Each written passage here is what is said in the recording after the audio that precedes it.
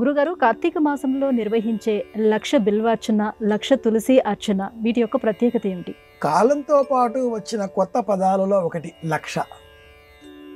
లక్ష బిల్వార్చన, లక్ష కుంకుమార్చన, లక్ష మారేడు దళములతో అర్చన, లక్ష దీపాల వత్తి, లక్ష వత్తుల నోము, ఇవన్నీ కూడా ఒక దీపం వెలిగించడం, ఒక మారేడు పత్రి దళాన్ని అర్పించడం, ఒకటి కాస్త 10, 100, 1000, 10,000, లక్ష, కోటి, అనంతం ఇలా మారిపోతూ వస్తుంది.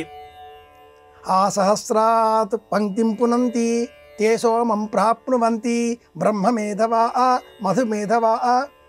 వేదకాలానికి సహస్రం పెద్ద మాట, 1000 సహస్రశీర్ష పురుష అదే పెద్ద మాట. నేటి కాలానికి లక్ష వచ్చి చేరింది. నెల అంతా దీపాలు వెలిగించాలి. 30 కట్ట కలిపి ఒకే దీపంగా వెలిగించి అటువంటి 12 వెలిగిస్తే 12 నెలల దీపాలు వెలిగించినట్టే. లక్ష వత్తులని ఒకే చోట కట్టగట్టి నేతిలో ముంచి వెలిగిస్తే లక్ష దీపాలు వెలిగించిన పుణ్యం. ఇలా లెక్కించుకోకూడదు. అయితే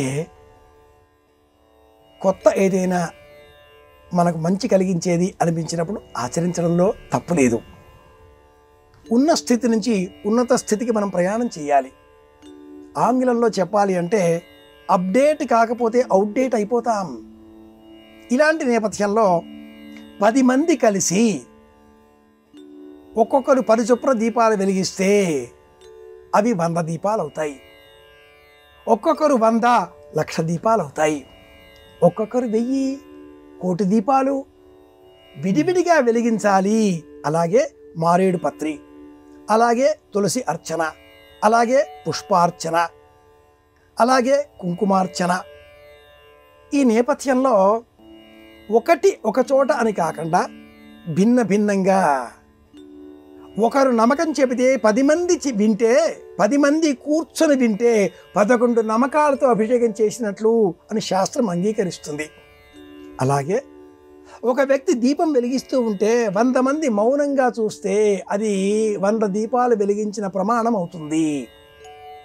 100 భక్తులు ఒక భక్తిగా కాకుండా అంతమంది చేరి యథాశక్తి సమష్టిగా భక్తి చైతన్యంతో లక్ష దీపారాధనలు, లక్ష బిల్వార్చనలు, లక్ష తులసి అర్చనలు, లక్ష కుంకుమార్చనలు, లక్ష అన్న నామంతో ఏ అర్చన చేసినా అది సమాజంలో ఉన్న సమష్టి బలాన్ని, చైతన్యాన్ని ప్రపంచానికి చూపుతుంది.